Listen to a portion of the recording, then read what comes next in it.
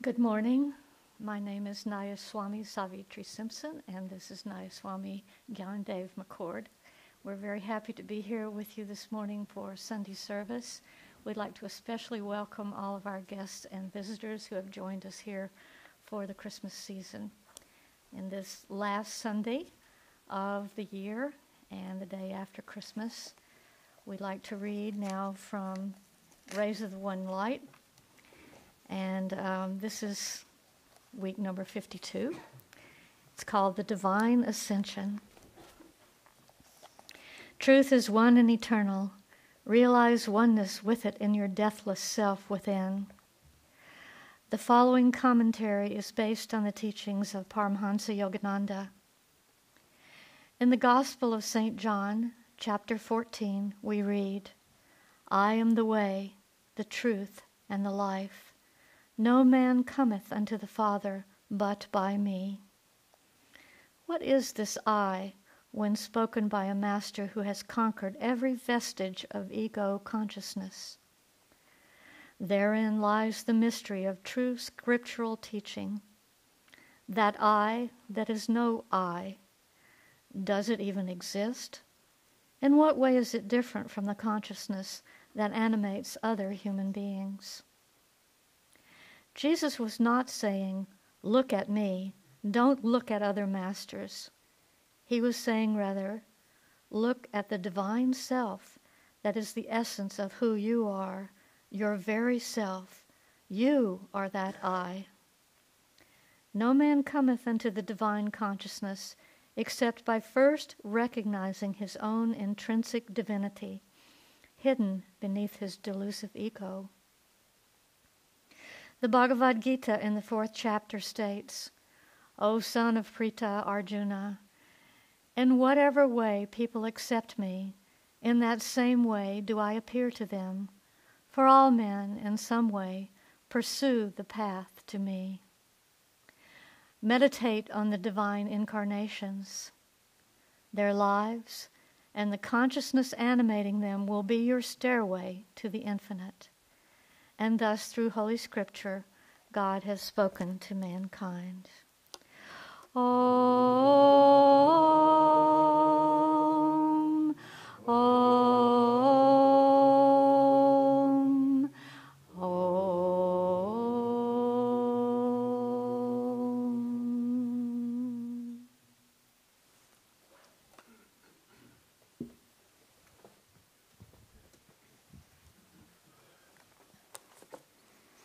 Morning. Dikshas regrets that she can't be with you this morning. She has a little allergy thing going on, and she can't talk very well right now.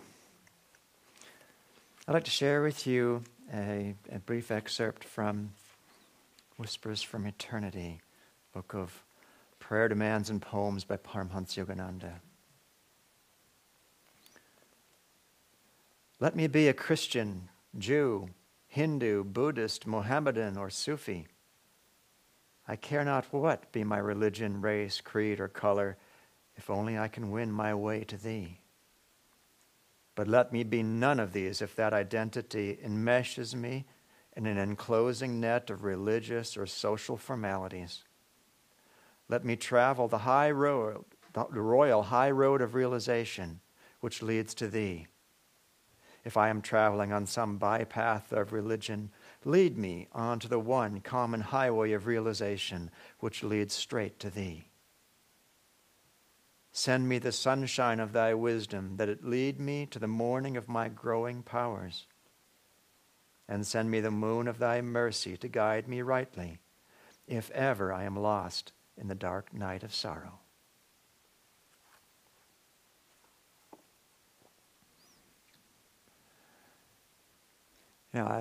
It's very interesting that Swami Kriyananda chose these two particular passages, one from the Bible and one from the Bhagavad Gita, and put them together in today's reading, because on the face of it, they seem really so different. The beautifully accommodating view of the Gita, in whatever way people accept me, in that same way do I appear to them. I mean, it's so inclusive, and in such contrast to the way at least some people interpret the passage from the Bible. I am the way, the truth, and the life. No one cometh unto me but the Father, which can sound very exclusive, not at all the way that Swami Kriyananda explained it in that reading.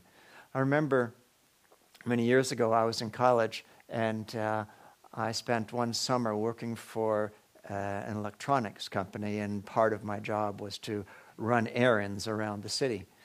And I started to notice a very unfamiliar and strange thing happening to me, often at stoplights mostly, where somebody in a car either next to me or in front of me or behind me somewhere would they'd honk at me, and then somebody be looking out the window at me and doing this.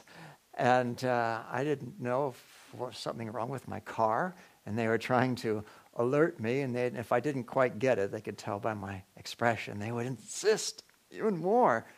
And it took me quite a while to realize that the delivery vehicle that I was driving had a bumper sticker on it, and the bumper stickers had one way. There's only one way to God, and they were all just confirming that they and I knew that way, and other people didn't. Well, obviously I didn't know that way. I thought maybe there was a cat stuck on the roof of my car or something, but it is interesting how spiritual teaching can be interpreted in so many ways. And I know that even when we come to a place like this, and many people use the term, the name Jesus and the term Christ as sort of interchangeable, when in fact that's not quite the same, as the reading was pointing out, that the Christ is a title, and that it's a state of consciousness, the Christ consciousness, the awareness of God's existence in all creation, and that anyone who attains that state is worthy of being called the Christ, whether it's the Buddha or Krishna or our line of gurus or many, many others. Master said that was, Yogananda said that was the sort of the criterion of a master, as one who has attained the state of that universal Christ consciousness, and that they all could be called Christs. In fact, when Yogananda finished his autobiography, or wanted to title his autobiography, the title he was going to give it was Yogi Christs of Modern India. And he was talked out of that. I think that was probably a very good thing that he was talked out of that. I don't know just what kind of reception that would have received in this country, because people see that word Christ as having a meaning that is different than the yogis would see it having meaning. And that narrower interpretation is so contrasts with the Gita, where God is essentially saying, whatever works for you works for me. Now, you're heading toward me whether you think you are or not, whether you want to or not, so I'm good. It's just, it's that we're all going there because we're all going to try every possible option to find happiness, because that happiness that we seek, we seek it because it's who we are. We seek it because that's where we come from. And we seek it in all the easier seeming places first, because they do seem easier. It does seem easier to find the happiness through wealth and through name and fame and power and sense pleasures and human love and all the different ways that we try to satisfy that deep, deep thirst for happiness. And God is just waiting until we smarten up a little bit. You know, I was reminded of a friend of mine when he was the second of two children, and when he heard from the rest of his family, obviously, that when his older brother was small, that he being the first child, his mother was very, very diligent in making sure that he was taken care of. And if he would, drop his pacifier on the floor, that she would quickly snatch it up and drop it into boiling water to disinfect it so that he would then be able to have his pacifier again. But, that goes on for a while, and then mom realizes that maybe it's not quite that pressing. And by the time the second child comes along, things are a bit more casual. I see some heads nodding here from mothers. So my friend relates that when he was a little bit older, not very much older, I don't know, a year old or something like that, and they were walking out through the town, and he picked up a cigar butt and put it in his mouth. And his little brother said to his mom, Mommy, Stevie put a cigar butt in his mouth. And his mother said, he'll spit it out.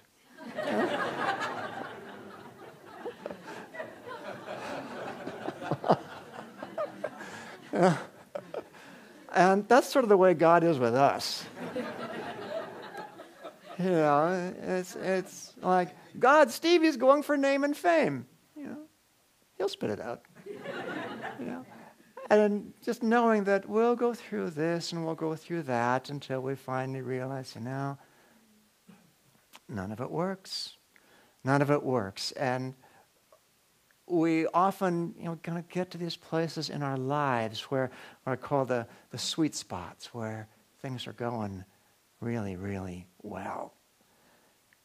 And we start to go on autopilot for a while, hoping that it'll just stay that way. I remember another friend of mine saying to me once, I asked her how she was doing. I hadn't seen her for quite a while. And she said, it's going really well. Everything is just right. I'll be happy if just nothing changes. And and of course it changes, and of course it's a good thing when it changes, because we don't change unless we get out of the sweet spots. We don't change by and large unless there's some pain. How many of us come to the spiritual path unless there's pain?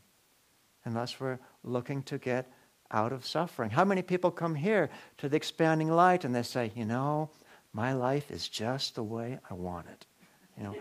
Everything is just ideal. It's perfect. I am in unceasing bliss, and really the only reason I came here is to share that with all you.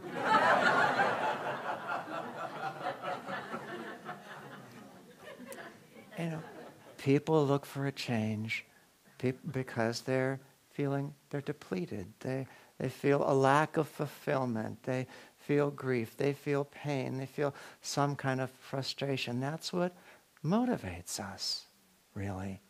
And so it's not a bad thing. I was listening just yesterday to a recording of Swami Kriyananda singing a Bengali song. That he said that Yogananda used to have a recording of it in his earlier days in this country. He loved to listen to it. The recording, it's called Come to Me as Sorrow. Song to God, come to me as sorrow. And the words are singing to God, come to me as sorrow, because it's only in pain that I remember you. It says, when I'm happy, I find it all too easy to forget you. So come to me as pain. And in that pain, then I'll always have the thought of you. And Swami Kriyananda was saying that Master used to love to listen to that song in his earlier days in this country, but toward the end he didn't want to hear it anymore. And the way Swami put it, he said he just had enough. He'd had enough of the disappointment. He'd had enough of the betrayal. He didn't need to ask God to give him pain to remind him of God, that he had that constant reminder. But pain does serve that purpose of waking us up, of getting us out of those so-called sweet spots which, let's face it, once in a while we like those things. We want to have a time at least to stand still and pant. But we need to move along, and there's really nothing that is so effective in getting us to move along as a little bit of pain. And the same thing happens not just individually, but on mass levels too. In his, all throughout his time in this country, Yogananda used to talk about intentional communities and the need for intentional communities.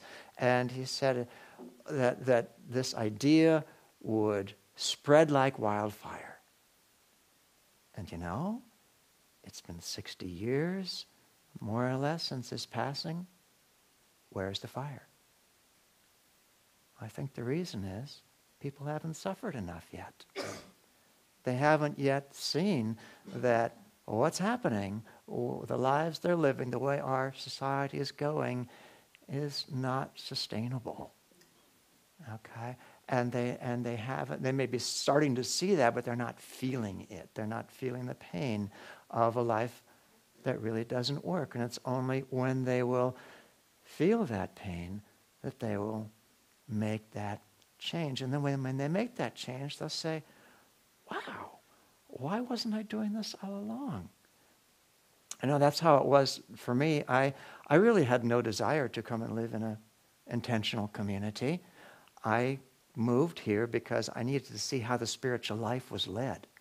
I needed to be around people who had been at it for a longer time than I had, and to sort of invisibly apprentice myself to them so I could understand. But I didn't really have any interest in the community aspect itself. But after I'd lived here for a short time, I thought, my goodness, why would anybody not want to live in an environment like that? I didn't even know a lot of my next door neighbors before moving here. And here I'm in an environment where I feel dear friends with more people than I even used to know before I moved here. But we don't discover those things until something is prodding us. Something is insisting that there needs to be something more, that we need to take another step. And pain really serves that purpose. But pain as a way of life probably isn't what we're all looking for. And it's not what God is looking for, even though God appreciates, I'm sure, how pain moves us forward. God isn't looking for us to view him as just a refuge from pain. Okay, because we can do that. God help me. And God will do that. But the problem with that is it doesn't take us far enough. It may get us out of pain, but it won't get us into bliss. It won't get us to where we really want to go, and we'll just have to wait for a while until the frustration, the pain of not being in bliss builds up enough to give us that incentive to take the next step. What God wants us to do really is love him, not because he has some sort of insecurity that if we don't love him, he's not worthy, but because love is the only thing that's going to work for us. Love is the only thing that ultimately is going to take us into that state of Christ consciousness, the love of the bliss of our own being, really. And so Krishna in the Bhagavad Gita was saying, I don't really care what you think I am. Doesn't matter to me. And what he doesn't say is, but besides, you can't understand what I am anyway, because all you've got is your mind. And the mind is a part of creation. How are you going to understand the Creator beyond creation? How are you going to fit all that in the mind? It doesn't work. We're never going to get there by understanding in that way. The only way we're going to get there is through cultivating the love. And the question comes up, I know for many of us, well, okay, but I don't... Oops, lost my microphone. I don't know God well enough to love him. All right? How do I move forward? And the answer really is, well, you love something. Right? You love something. Go with that, because God is that and all that much more. There's a wonderful passage in Art and Science of Raja Yoga, Swami Kriyananda's kind of encyclopedia, you could say, of yoga, but it doesn't read like an encyclopedia. It reads like instructions for living the spiritual life. And there's one sentence in there that I keep coming back to over and over again, because it so addresses the issue that so many people have, which is, I don't love God, or at least I don't love God very much. I don't know him. And the sentence is this. It says, no one can rise spiritually who does not have in his mind the thought that there must be something higher than his present consciousness. I'll say it again. No one can rise spiritually who does not have in his mind the thought that there must be something higher than his present consciousness. And it's really by cultivating the desire for that something higher that we begin to move toward it. And as we move toward it, we begin to love it. And we begin to desire it more. And we move beyond that one something higher to the next level of something higher after that, to the next one. But we move forward by wanting, because wanting is what propels us. We don't get propelled forward by the understanding of the mind. We get propelled forward in our spiritual quest because of the heart. Because the heart wants something, and we follow that something. In fact, that's what sort of motivates us for anything we do. We want it, and we go after it. But in the spiritual life, we're just narrowing those things that we want to the things that are really going to take us toward our higher fulfillment. That's really the difference, because everybody is motivated by that wanting, every one of us. And to take the time to meditate deeply on what is it I want? What steps am I seeing in front of me here in my life, and which of those are going to take me in the direction I want to go in? Because we're right at the turn of the year now. Okay, it seems like a shame to leave Christmas behind. It was only yesterday, but we are going into the new year now, and as we prepare for that transition, to spend time thinking, what is it I'm really looking for? What is it I really want? And let me separate that from that all the things that are kind of hanging on, that is unfulfilled desires for this and for that, but the desires that are not really going to take me where I want to go. And to focus on that, because that is how our wanting will take us into a closer and closer relationship with God. And that putting out of the heart's energy is really, really what is going to move us forward. There's an interesting and sort of bizarre aspect of some of the Indian scriptures where it talks about people achieving liberation in God through their hatred of God. And you read stories. There are a number of stories in the Indian scriptures of people who just loathed God, couldn't stand God, tried to kill who they saw as the great master, the nearest manifestation of God. But that through that hatred, when that master killed them instead, is how it usually works out, but through that hatred, they merged into God. The idea being that hatred too is an energy of the heart, and God doesn't care if we love him or hate him. He cares whether we think of him. And through that continuous putting out of the heart's energy. Now, I don't know how real this is. Frankly, I don't find it a very appealing path to God. It could just be a little bit of an obscure spiritual teaching reminding us that what's important is really the heart, it's not the head. But the principle is there, that it is feeling the heart's energy and moving the heart's energy toward that which we want. And that's where we come down from that esoteric interpretation of Jesus' words, I am the way, the truth, and the life. No one cometh unto the Father but by me. From the esoteric understanding of that down to a very down-to-earth interpretation where you can see Jesus is saying, I've shown you through my life, through the way I've lived my life, how to do it. Okay? And the way to do it is to let go of the little things. We have to grab on to the greater things. We have to let go of the lesser things and love. He's saying, that's the only way.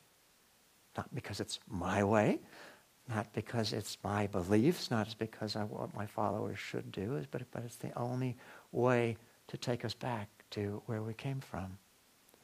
So in this, as we prepare for the turning of the year into 2011, who can believe it, let's really focus on directing our heart's energies forward in this new year in the most abundant, most focused, most joyful ways that we can, so that the new year is going to find us all much closer to God, much closer to the love and the bliss that we're all looking for.